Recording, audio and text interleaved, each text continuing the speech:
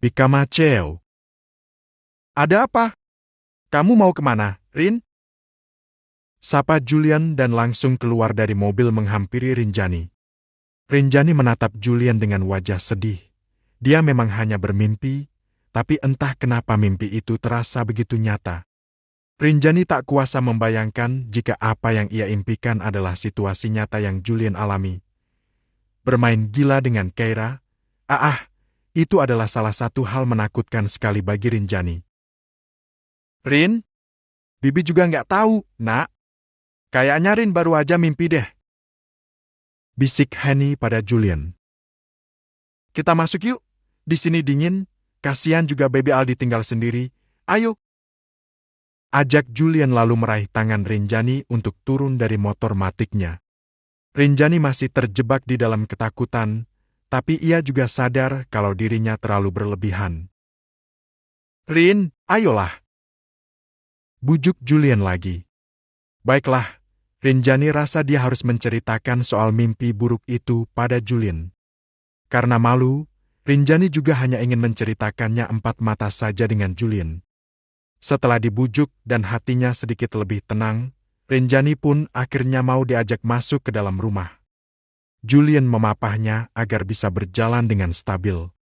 Di kesempatan itu, Rinjani mencuri kesempatan untuk mengendus wangi tubuh suaminya. Apakah bau alkohol? Apakah bau parfum wanita? Jika iya, berarti mimpi tadi adalah gambaran yang nyata. Kok nggak kecium bau bir ya? Parfumnya juga masih wangi parfum milik Mas JP sendiri. Apa ketakutanku terlalu berlebihan? Kenapa sih aku over banget? Tapi mimpi itu, dasar mimpi sialan. Mereka sudah sampai di kamar. Kamu duduk tenang ya, duduklah. Kata Julian lalu mengantar Rinjani untuk duduk di tepi ranjang. Setelahnya, Julian mengambilkan tumbler minum milik Rinjani dan membantu Rinjani untuk minum agar Rinjani lebih tenang. Merasa lebih baik? Tanya Julian dengan lembut. Julian duduk bersimpuh di hadapan Rinjani. Dengan posisi itu, Julian bisa lebih leluasa melihat ekspresi wajah Rinjani. Julian melihat Rinjani sudah mulai tenang. Setelah memastikan Rinjani cukup tenang, Julian kemudian menoleh ke arah tempat tidur Baby Al. Walau tak bisa melihat secara jelas, tapi terdapat kedamaian di dalamnya, pasti Baby Al tertidur nyenyak dan ketakutan yang menyerang Rinjani tidak terlalu mempengaruhinya. Mas? Iya, sayang? Kamu kenapa? Coba cerita. Julian kembali fokus memperhatikan Rinjani. Rinjani masih berusaha mengatur nafas agar ia bisa menceritakan semuanya dengan jelas tanpa banyak bicara. Kamu mimpi ya? Mimpi buruk? Rinjani mengangguk pelan. Julian tersenyum. Mimpi apa? Aku jadi penasaran banget apa yang kamu mimpikan sampai kamu keringetan kayak gini, Rin. Julian menggenggam tangan Rinjani yang agak basah. Basah karena keringat. Mimpi buruk. Satu hal yang selalu aku takutkan selama ini malah kejadian di dalam mimpi. Aku benar-benar takut. Ungkapnya. Ya udah, ceritain, pelan-pelan aja. Tapi barusan di acara pesta kamu nggak mabuk kan? Enggak kok, orang-orang emang ada beberapa yang minum bir sampai mabuk, tapi aku nggak sama sekali. Beneran? Julian mengangkat dirinya lebih tinggi agar ia bisa mengecup Rinjani dan membuktikan kalau dirinya tidak mabuk. Julian mengecup Rinjani dengan sangat lembut dan tak lama melepaskannya. Gimana menurut kamu? Apa aku mabuk? Tanya Julian sambil membelai kepala Rinjani. Rinjani sama sekali tidak mencium bau bir saat Julian mengecupnya, masih sama seperti kecupan-kecupan lainnya. Hati Rinjani pun berangsur membaik. Rinjani percaya kalau Julian tidak berdusta. Aku nggak minum, Rin. Karena saat pulang ke rumah, aku mau mengecup kamu, aku juga mau mengecup Baby Al. Ucap Julian menjelaskan. Rinjani pun semakin percaya. Tapi kemudian, adegan panas Keira yang berani meraba-raba dan bergoyang-goyang di atas pangkuan Julian masih mengganggu pikirannya. Rinjani mau membahas itu tapi agak meragu juga. Rinjani malu sekaligus segan, takutnya Julian malah tersinggung dengan tuduhan yang tak berdasar itu. Ayo cerita lagi, sayang. Kamu belum bercerita ke intinya, soal mimpi itu, mimpi yang bikin kamu ketakutan begini. Rinjani rasa bercerita akan lebih baik. Dia pun kembali menghela nafas dan mengaturnya baik-baik agar bisa mencurahkan ketakutannya itu tanpa menyinggung Julian. Aku mimpi, kamu berbuat senonoh sama Keira. Di mimpi itu, situasinya sama kayak di pesta. Semuanya tampak nyata. Bagaimana Keira datang dan menggoda kamu, terus bergoyang-goyang di atas pangkuan kamu. Itu menyesakkan banget. Itu kayak nyata. Aku beneran takut. Julian menyimak baik-baik dan dia menyimak penjelasan Rinjani dengan seksama, dengan tatapan mata yang hangat dan senyuman yang lembut. Aku takut. Lirih Rinjani. Fix itu cuma mimpi, sayang. Itu mimpi.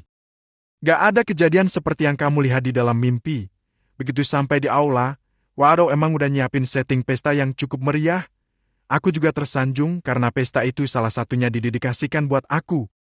Tapi sumpah, aku gak macam-macam. Aku gak melakukan itu dan gak akan pernah melakukan itu. Mana mungkin Rinjani tak percaya pada Julian?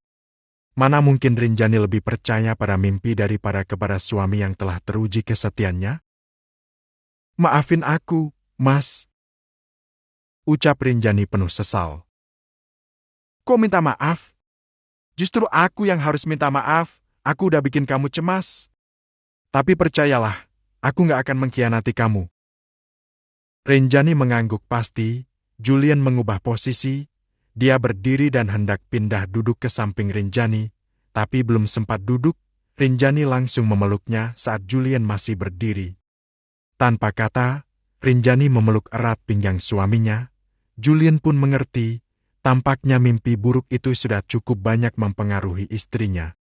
Bulan-bulan berlalu, melewati 1 bulan training Julian sudah semakin mengerti dengan tugas-tugas yang akan diembannya nanti. Dari jersey basket, sekarang pakaian dinas Julian adalah kemeja dan jas rapi. Tak sedikit pun ia kekurangan auranya. Justru Julian menjadi fenomena baru di lingkungan Olvers Group.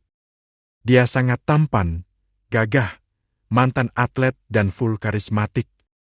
Hal itu membuat Farhana yang selalu stalking tentang Julian semakin menggebu-gebu. Apalagi Anita yang berada di Amerika selalu intens memberikan dukungan pada dirinya.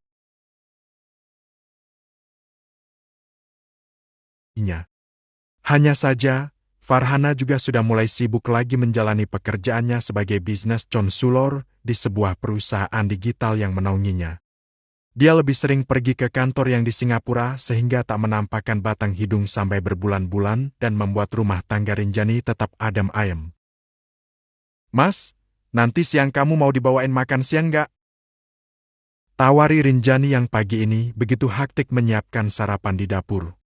Baby Al sudah bisa duduk di kursi makannya. Mau dong, kamu mau kirim makan siang ke kantor? Ya, rencananya siang ini aku sama Baby Al mau ke kantor. Habis itu mau ke catering. Wah, siang nanti kantor bakalan kedatangan 2 tamu agung dong. Julian menggoda. Aku mau minta sopir papa buat antar aku ke sana. Boleh kan? Ya bolehlah, nanti aku yang telepon langsung ke Pak Amin ya. Oke deh. Tunggu kami di kantor ya, Pak. Julian sudah membayangkan bagaimana harinya yang suntuk akan seketika bersemangat saat Rinjani dan Baby Al datang ke kantornya nanti. Rinjani akan muncul ke hadapan para karyawati genit yang sering caper ke hadapan Julian. Julian memang tak bisa menolak takdir itu, takdir dikagumi oleh para wanita dimanapun ia berada. Baik saat menjadi atlet, maupun saat ia sudah menjadi CEO, fansnya benar-benar tak pernah surut. CEO yang angkuh. Pria tinggi besar berwajah rupawan masuk melewati pintu utama gedung kantor. Ketika ia lewat, para karyawan yang kebetulan ia lewati atau yang kebetulan akan berpapasan akan berhenti sejenak dan memberi salam hormat untuknya. Selamat pagi, Pak. Pagi, Pak. Pagi, Pak Julian. Sapaan para karyawan bersahutan dan Julian menukas dengan anggukan pelan. Seperti pada fansnya masih menjadi atlet dulu, Julian juga tak lantas mengobrol senyum. Dia selalu terkesan angkuh, tapi hal itu tak mengurangi daya tariknya. Justru para karyawan malah semakin penasaran dengan sosoknya. Sekarang jadi makin semangat ngantor. Vibe kantor ini jadi kayak di film-film ya. Punya CEO ganteng paripurna itu adalah kenyataan. Sumpah, betah banget deh. Kerja lembur 24 jam juga nggak apa-apa kalau sama Pak Julian mah. Iya dong. Dikasih uang lembur, dibonusin ditemenin sama CEO ganteng. Setiap hari, obrolan para staf hanya seputaran itu. Mereka masih hype dan masih menikmati hari-hari bersama CEO baru mereka. Kalian ini norak banget sih. Kalian ini bisa bikin beliau jadi nggak nyaman. Kau tegur seorang karyawan berkacamata, dia terlihat tidak suka dengan ocehan teman-temannya. Ih, julid. Terserah kita-kita dong. Kutu buku diam aja lah. Kerja baik-baik. Gak usah ngerecokin kesenangan orang lain. Wanita itu hanya geleng-geleng kepala. Semua orang memang selalu heboh tentang Julian Prawira, tapi wanita itu masih bisa menyimpan kekagumannya baik-baik sebatas di dalam hati saja. Meninggalkan para karyawan yang selalu heboh, Julian sudah sampai di lantai atas di mana ruangannya berada. Itu adalah ruangan yang sebelumnya ditempati oleh Rudy. Rudy benar-benar menurunkan tahtanya pada Julian bahkan sebelum Julian menginjak usia 30 tahun. Selamat pagi, Pak. Di depan ruang kerja, ada seorang wanita dengan span super pendek dan super ketat menunggu Julian. Julian tidak terlalu mengenal wanita itu. Saya Yuniar, sekretaris Pak Hasan. Hari ini Pak Hasan tidak bisa masuk, tapi ada beberapa hal yang harus diteruskan ke Anda. Beliau mengamanatkannya pada saya, Pak. Oke. Tapi kamu bisa memulainya nanti ya. Pagi ini masih ada beberapa yang harus saya urus. Jawab Julian tanpa menatap pada perempuan seksi bernama Yuniar itu. Baik, Pak. Yuniar agak menyingkir dan Julian masuk begitu saja ke ruangannya. Dia mengabaikan sosok Yuniar yang kecewa karena merasa tak dilirik sama sekali. Judes banget deh. Tapi makin judes, makin menantang. Padahal udah dandan cantik-cantik begini. Haf! Keluhnya kesal. Tapi dia tak bisa memaksakan diri, dia pun melengos pergi dan harus pasrah. Dia pikir, Julian lelaki yang akan mudah digoda-goda dengan mengumbar paha dan boobs yang besar menggoda. Padahal, Julian tak pernah tertarik dengan hal-hal seperti itu. Itulah sebagai kecil gambaran di dunia kerja Julian. Dia sudah menjalani profesi itu selama berbulan-bulan, digembleng sebagai CEO oleh beberapa ekspat selama sebulan full dan sekarang dia sudah mulai berbaur dengan peran barunya itu. Rinjani tidak mempekerjakan Art yang menetap di rumah kecuali Henny. Untuk meringankan beban Henny, Rinjani selalu memanggil housekeeper seminggu sekali untuk pekerjaan yang berat-berat. Rinjani juga tidak menggunakan jasa babysitter, dia mengurus baby Al dengan tangannya sendiri walau di tengah kesibukannya sebagai bos catering dan sebagai istri dari seorang CEO. Biheni nggak boleh ngerjain yang berat-berat. Biheni cuma boleh nyapu-nyapu tipis-tipis saja, oke? Rinjani sedang sibuk menyiapkan makan siang yang akan ia bawa ke kantor. Gak ada kerjaan yang berat kok, Rin. Tapi nanti agak sorean Bibi mau antar bapak kamu buat kontrol ke rumah sakit. Oh, hari ini jadwal kontrol bapak ya? Iya, Dokter Agung mintanya sore karena dari pagi ke siang, beliau ada jadwal praktek di klinik miliknya. Bibi jaga rumah aja deh, jagain Baby Al juga. Nanti sore biar aku aja yang antar bapak. Kamu pasti capek, bukannya hari ini kamu mau ke catering? Gak akan capek kok, aku cuma mau mampir aja sambil nyapa rekan-rekanku. Ya udah kalau kamu maunya begitu. Aku mau ke kantor dulu ya, mau nganterin makan siang dulu. Kayaknya Pak Amin udah datang tuh. Rinjani melihat ke arah halaman rumahnya. Di sana memang sudah ada mobil Pak Amin yang merupakan sopir di kediaman Rudy. Rudy hendak memberikan fasilitas sopir pribadi untuk Rinjani, tapi Rinjani tidak terlalu mengiyakan karena dia masih nyaman hidup serba mandiri seperti sekarang ini. Hanya sesekali saja jika dibutuhkan maka Rinjani akan meminjam sopir papa mertuanya itu. Rinjani dan Julian juga belum ada rencana pindah ke rumah yang lebih besar. Mereka agak berat meninggalkan rumah itu, rumah yang penuh dengan kenangan, di mana cinta mereka bersemi dan di mana semuanya berawal. Rasanya sayang sekali untuk meninggalkan rumah itu. Bi, aku berangkat dulu ya. Sini, biar Bibi yang bawain tasnya. Oke, Bi.